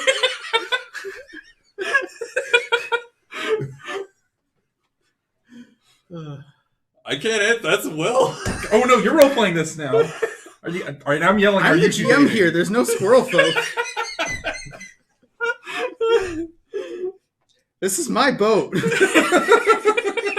The boat has been taken over. Quick, mutiny! Mutiny! Are you two dating? Oh yeah, we've been dating for several years now. Very active. Do you like knives? Oh no, I've never been one for knives. I roll understand to see if they're lying. That's a 6. Were you lying? No. God damn it. Okay. Absolution just sort of like looks over as you guys are like cackling to each other by the side of the fire, making up this elaborate scenario.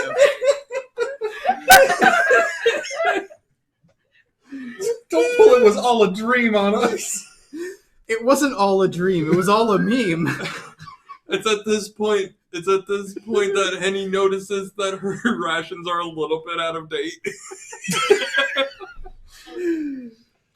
Oh, man. Thought you said this was tobacco. Well, who's on first watch? I will.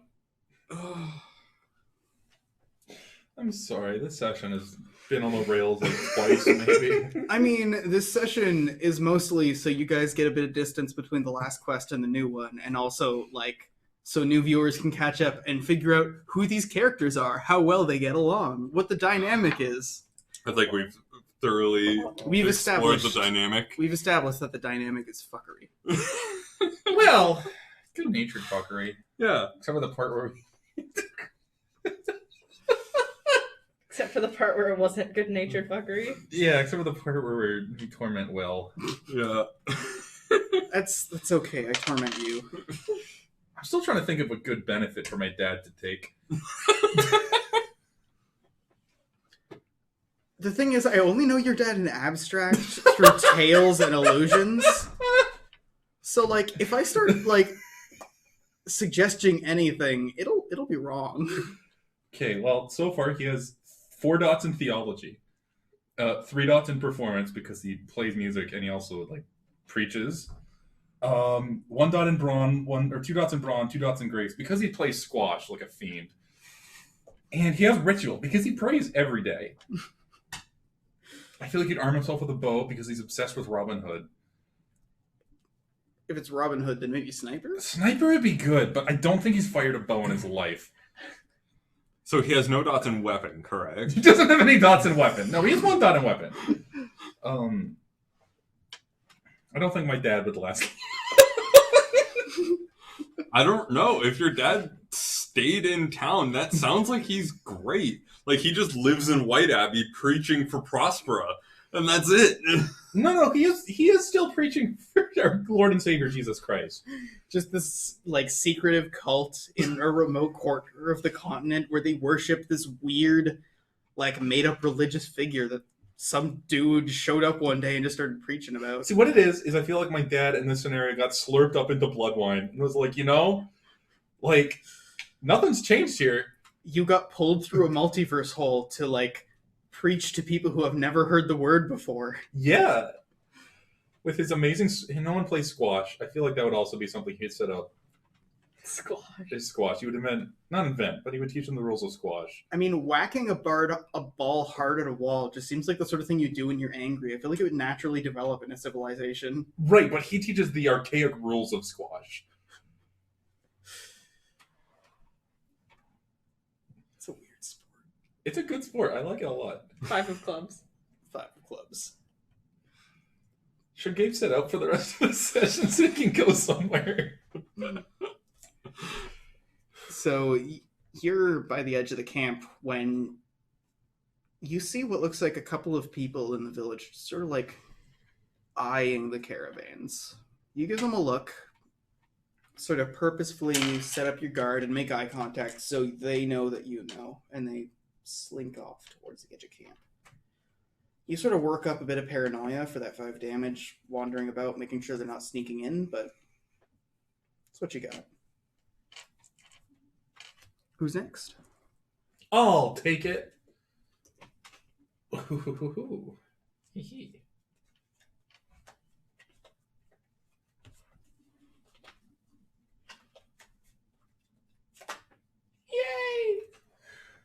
One for the record books. 1 for the record, 3 of hearts. 3 of hearts. So, Henny, in a slurry of paranoia, in the middle of the night, is pacing about the camp, making the rounds on the edge of the wagons, on the edge of where everybody's set up, double checks, make sure the fire isn't smoldering or anything. But what if there is a tall Myra? Tall Myra? Well, if Shrunk? I'm glad I didn't have to explain that pun to you. There is. It's at the end of the watch when you're waking up the next person that you sit down in your tent and it just dawns on you that nothing happens, and you get 3 stamina of warm fuzzies going, nothing bad happened while I was on watch. Nothing bad happened. I think my brain has been devoid of problems for so long it's inventing them. So who's next on watch? I'll take it. Reggie's up. Reggie boy, ready for action. Reginald. Reggie and Abel. Reggie and Abel and Ace of Hearts. You come back, tell him there was absolutely nothing wrong, and he is so happy to hear it. He's glad you're having the time of your life. I owe it all to you, and that dang swamp grass. I don't have any swamp grass.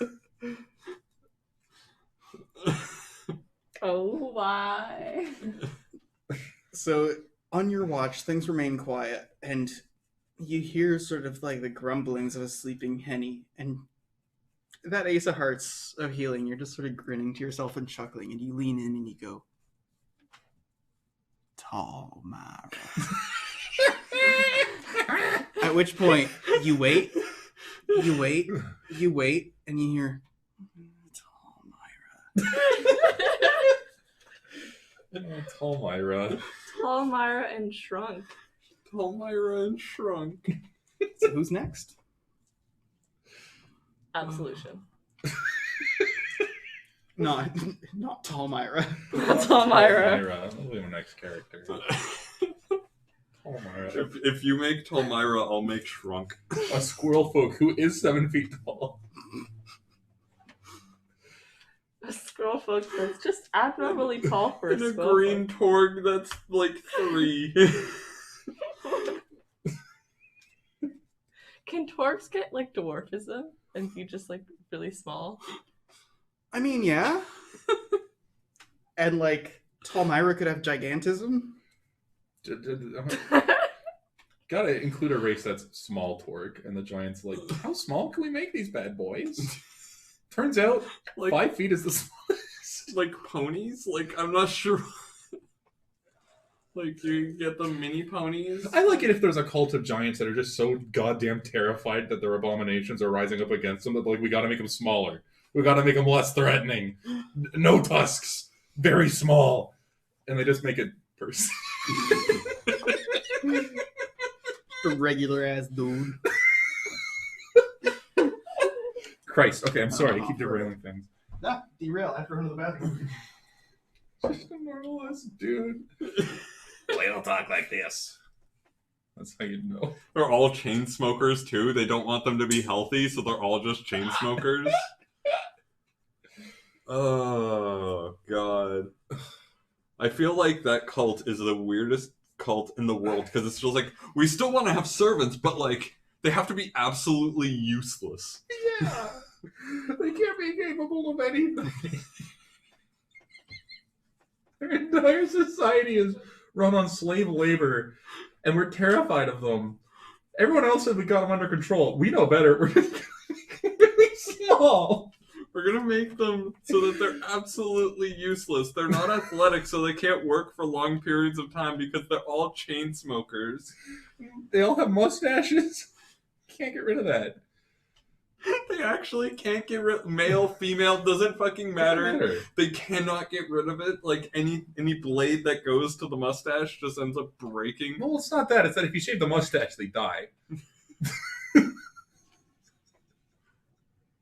That's a scary thought. Yeah. Man. They're just very normal dudes. Yeah, I'm just incredibly curious about this mustache guy fuckery. Oh, well, maybe it was like, okay, hear me out. There's an old prophecy that's like, oh, someday all of your little men will rise up against you. And so they bred these useless guys and then realized they were useless. So they shipped them off to the mainland. And that's where humans came from. So humans came from giants now, apparently. Giants that were worried about being overthrown, and they shipped them off as if it was Australia. Yeah. So the mainland is now Australia, and well, it always like the whole place is Australia, really. I've been playtesting for a couple years now, and some of the lore is player driven. Remember the time that I tried to create a build that would allow me to do 1,782 d6 of damage so I could kill a god? That's what we call stress testing a system. that was the early mongrel. That was the early mongrel with a competent team behind him, because I didn't need like a maximum level blacksmith to make me the gun and a maximum level like alchemist to make me the enchanted ammo and a maximum like it was a team of 5. It was like a team of 5 people to give you one shot. One shot. And you did say you'd let me do it once. It is a once type of thing. It 100% is a once type of thing. It's the thing you end campaigns with. Now, dawn comes. You guys sort of crack, crunch, and you have a bit of time to kill before the caravan's up and moving. Palmyra. Okay, well, I'm gonna. Can I roll? What do I roll to check through my rations to see what on earth made me go into a hallucinogenic giggle fest? That would be science again. Okay. I didn't roll great on science, so that's a 12, 14. 14. You're starting to have the grim realization that maybe you just haven't felt joy in a decent while. Yeah. Like That checks out. no mold on the bread ration, like nothing. Just Well, there still is, but there's no group of people actively haunting us as we travel. There's no serial killers on the loose. We're headed back to my hometown to, hopefully set everything right. Yeah, I'm feeling pretty good. that's good. For now. And on that note, you kick out onto the trail. I'm Who's gonna at the head buy of the some group? supplies before we do. Good call. Tall Myra. By that I mean Elmira. Elmira hops on top of Big Boy and rides ahead of the group. As a tall Myra should. I mean, at this point, it's hard to gauge height because Elmira's like a 4 foot to 5 foot squirrel folk on like a horse that's already like taller than her. Is Trunk taller than his horse? Yep. Okay. Now, you've picked up some rations. You're in a village. It's easy to do so. Oh, no, it's time. And we're making some solid progress early in the day. Want to head back to the map screen?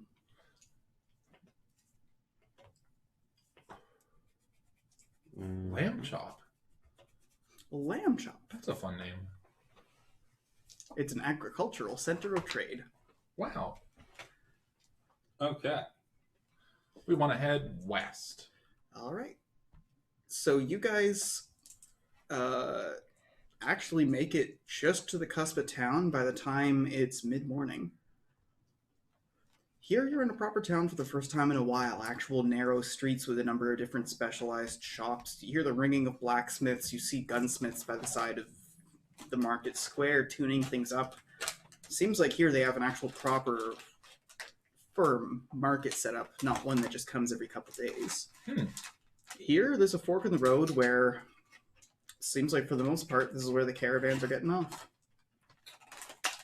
I want to buy a book. I want to buy a buckler. A book and a buckler. Yep. Yeah. Also, how much do we get paid for escorting these guys? How many days has it been? 4? Yeah, that sounds about right. 4 days, so being paid per head, that would be... You guys make about 4 silvers worth of profit. Cool. That did not cover my food costs. Better than nothing. With the credit system, you were basically recouping that in your rations. Sorry, right. That means I'm doing my math wrong. What you guys would have made is a gold, not 4 silver.